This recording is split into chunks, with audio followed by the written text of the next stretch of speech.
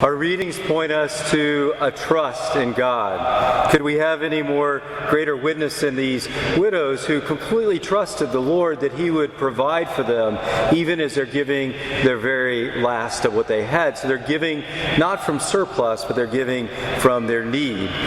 That's a great trust in our Lord.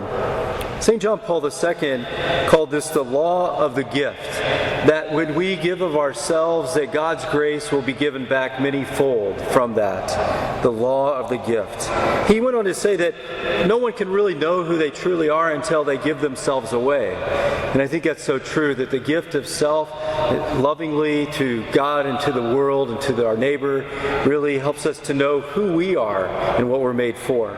And we have these wonderful examples of the poor widows today to reflect on ourselves.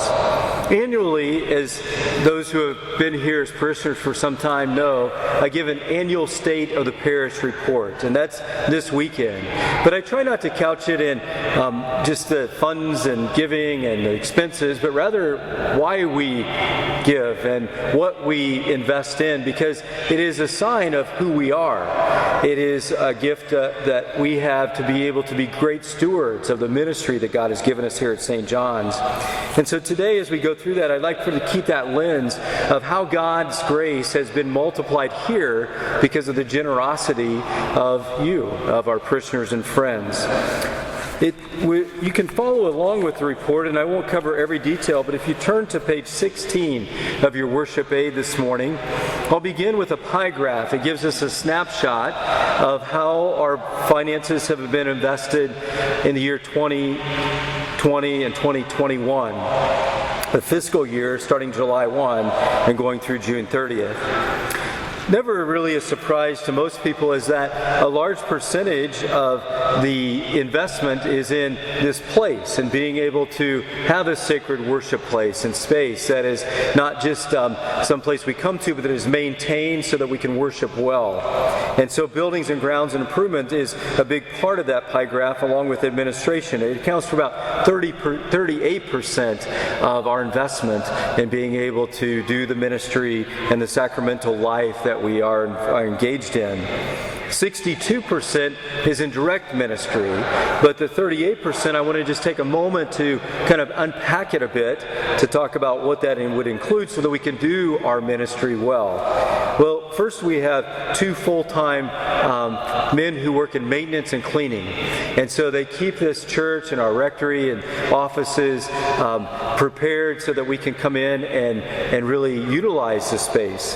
Imagine over the last 150 years if we had people who didn't maintain this sacred space. Well, we'd be a mess today. We'd have to have large investments, perhaps it'd be falling down, but because of that investment, we are in great shape. And in fact, we stay on top of all needs of the maintenance and repair of the church and the rectory and office buildings and the grounds themselves.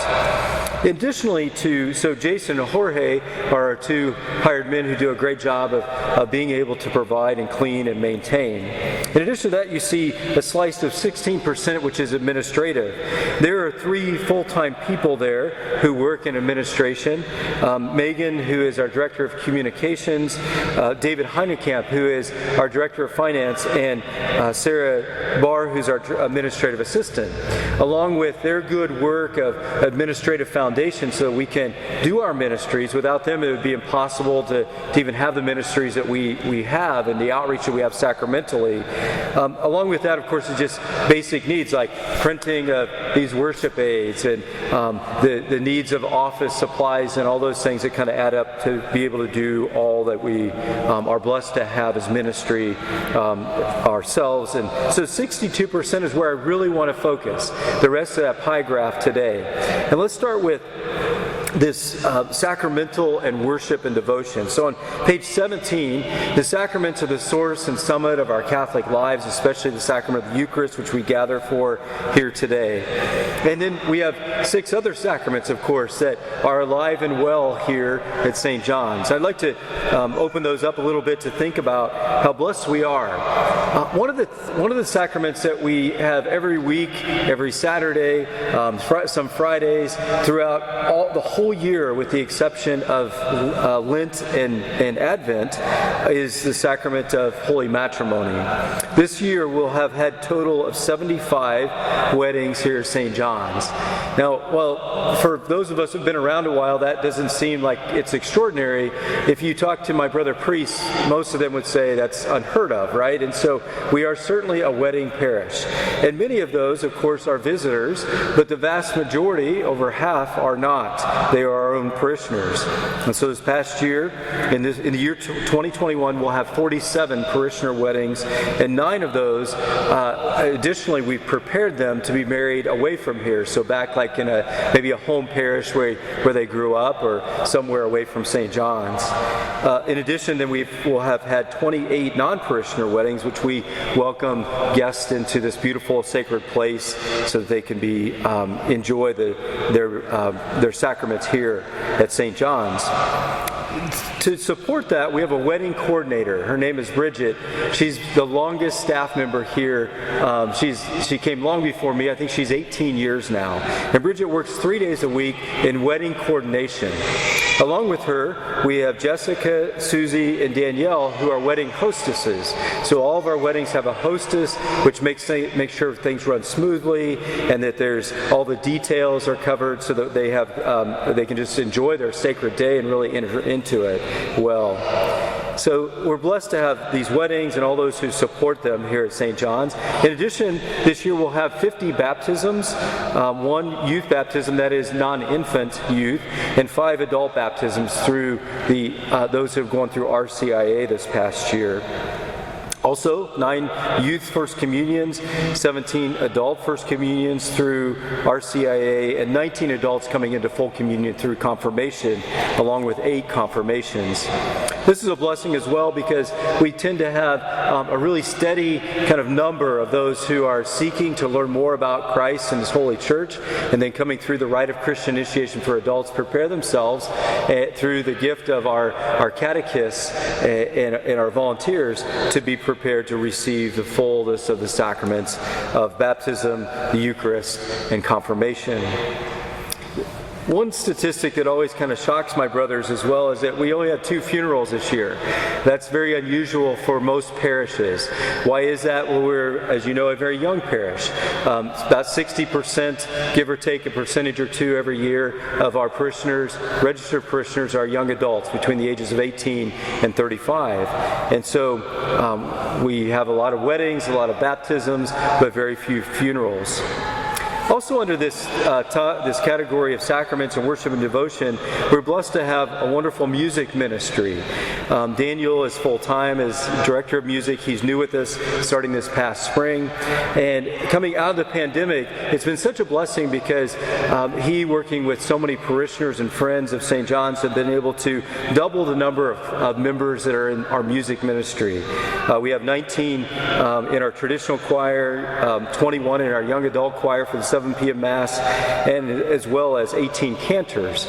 And so what a blessing that these numbers have nearly doubled in the past 6 months or so.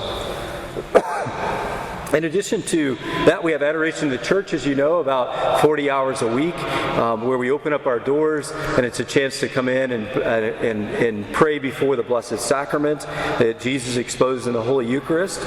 And we've hired hospitality workers. As we came out of the close down of the pandemic, we realized that to be able to open these doors, we would need some hospitality to greet people, but also to kind of keep an eye on the church during some volatile times that we were living in at that point of some of the riots downtown, and of course the pandemic itself.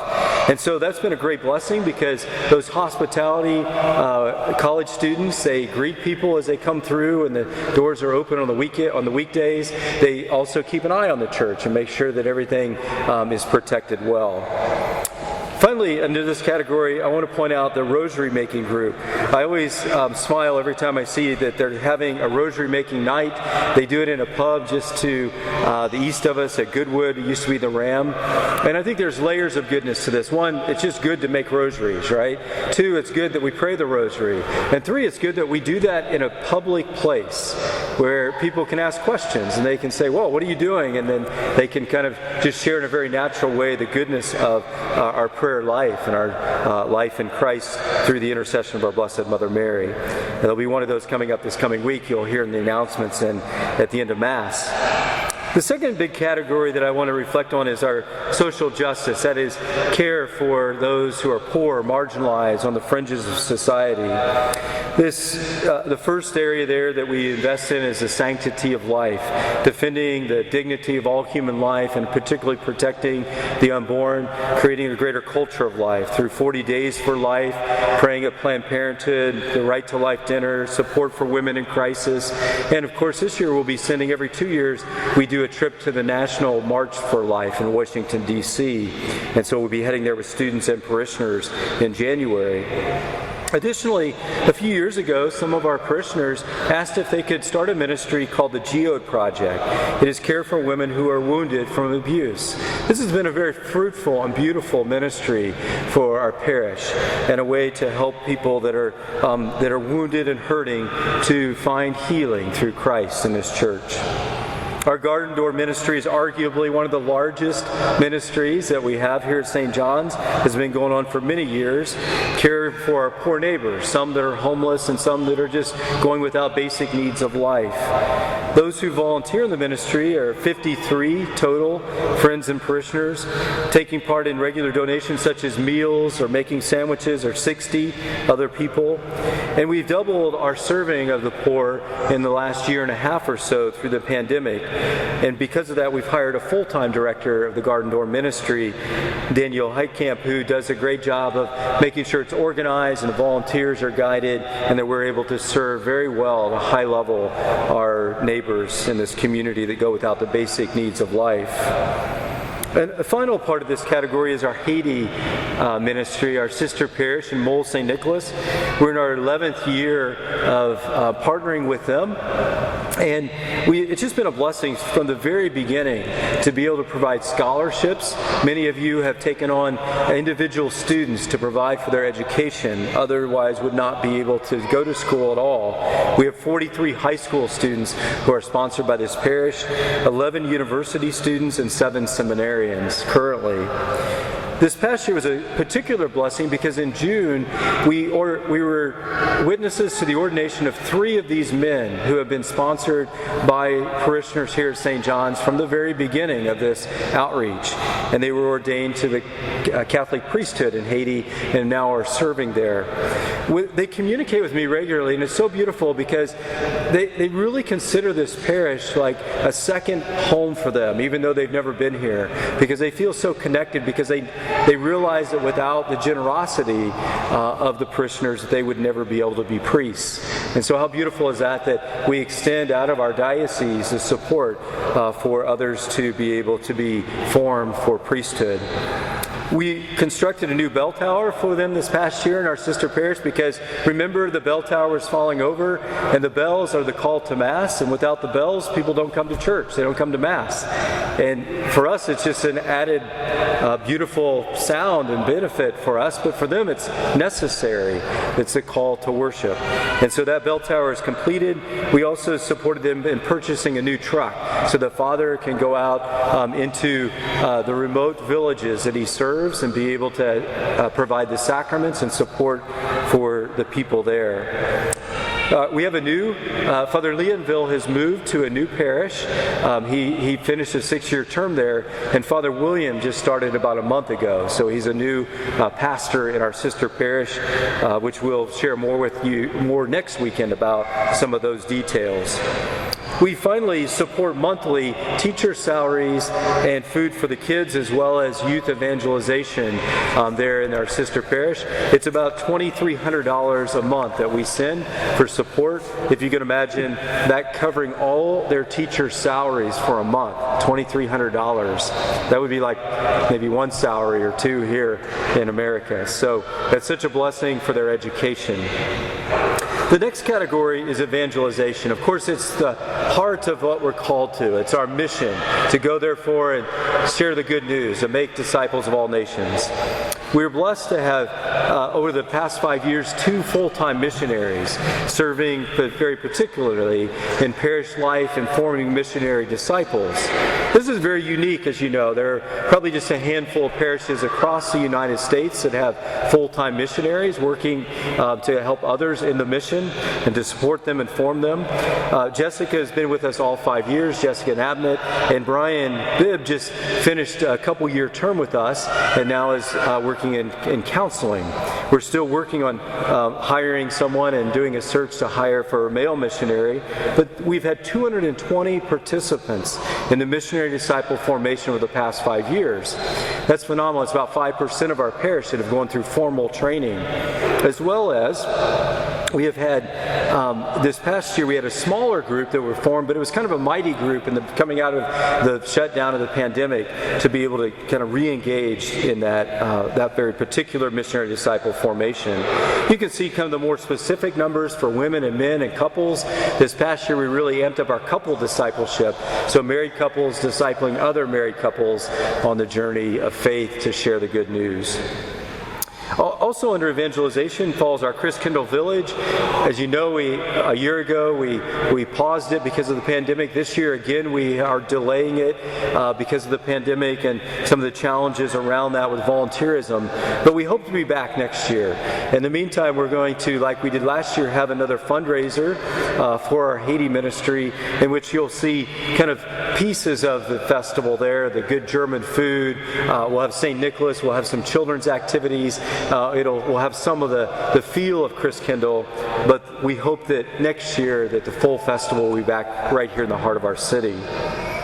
We also do tours of the church.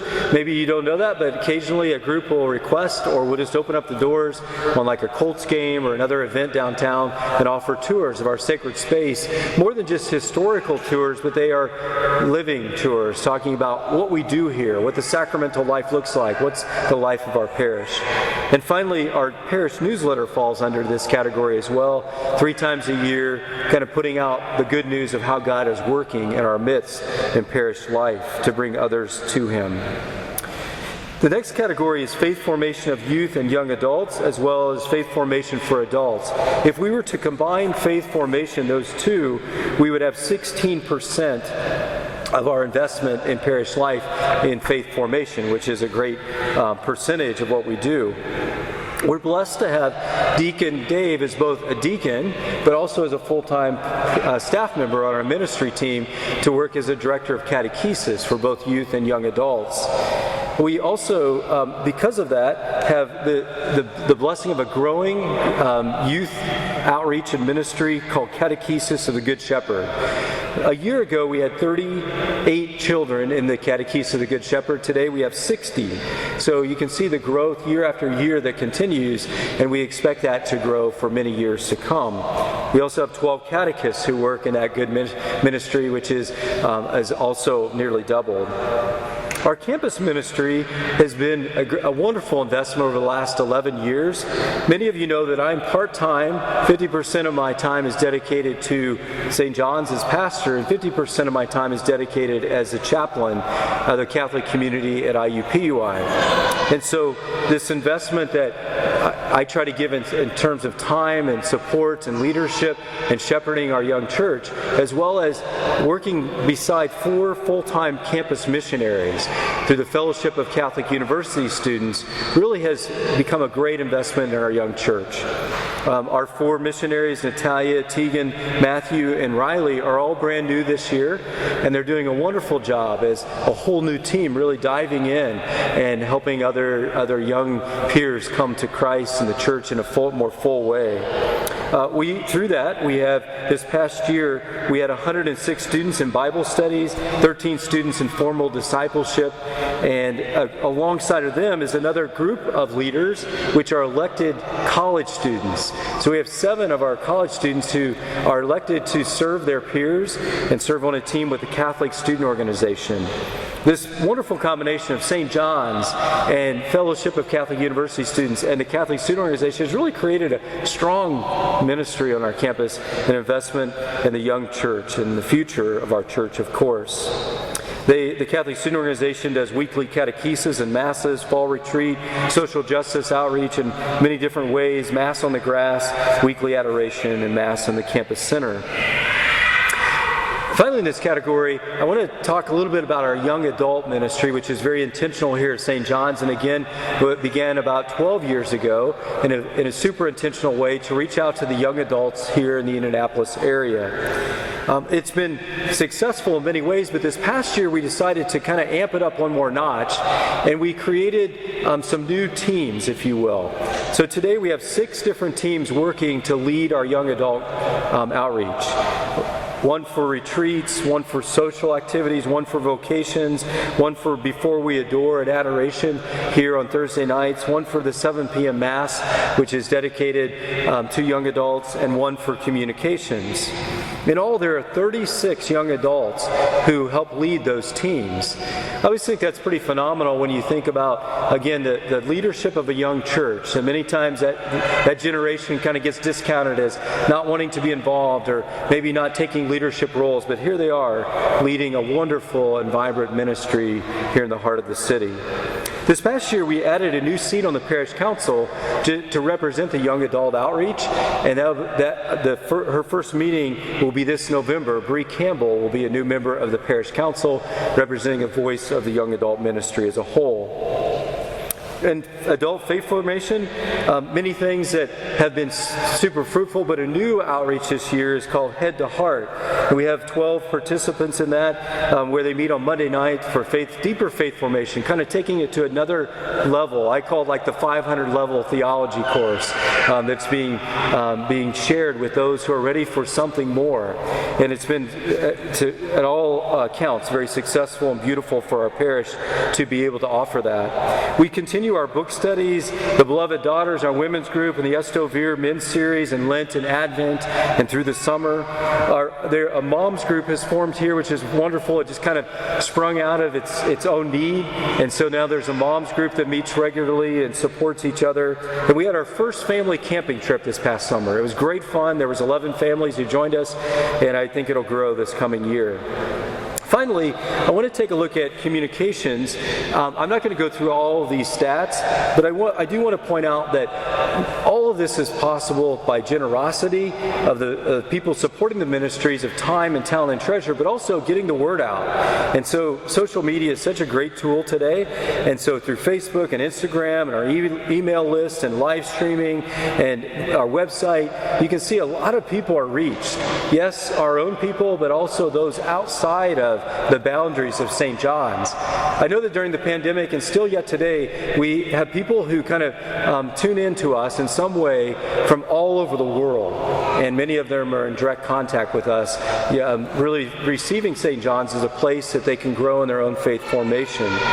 We're grateful to the work that Megan Fish does there, along with many others, to make sure that those things happen, where the stories get shared out on social media, and that's where you become such an important part of that. One thing I would say is, if you're not on our weekly email list, if you do not get a weekly email from us, be sure to let us know, because we can easily put you on that. And it's that constant communication to let you know what's happening here, what you can be involved in, what's happening with the capital campaign, anything that has to do with parish life, the sacramental life, it's all there. Look at website hits, that final number.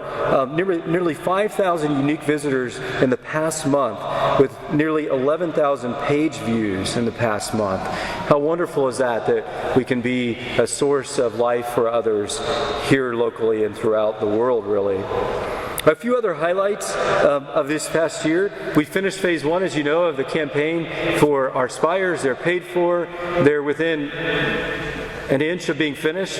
There's a couple final details, but they're just almost done, and that phase will be completed.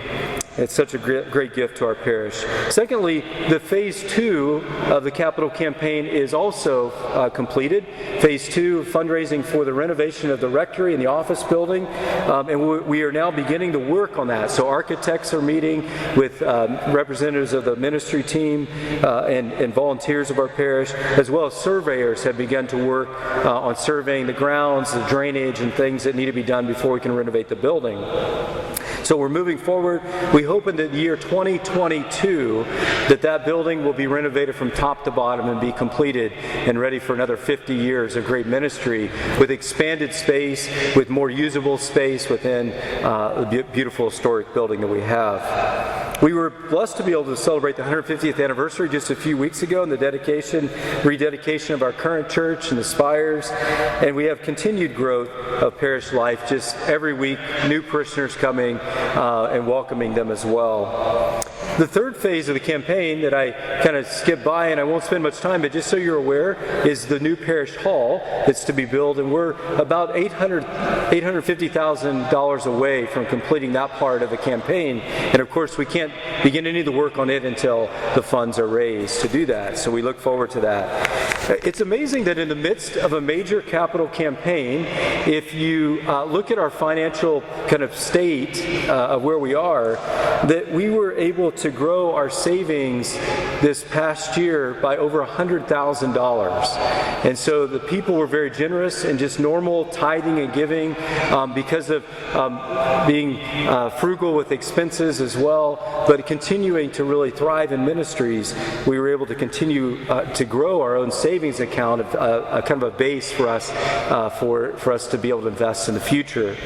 And so we're very grateful for that. The next 3 pages kind of outline some of the more details, or next 2 pages I should say, of our finances. If you ever have any questions about that, don't hesitate, send me an email or catch me after Mass or something. I'm glad to answer them. We try to be completely transparent about what's happening with the investment of the very beautiful gift of tithing here at St. John's, and those are kind of outlined there.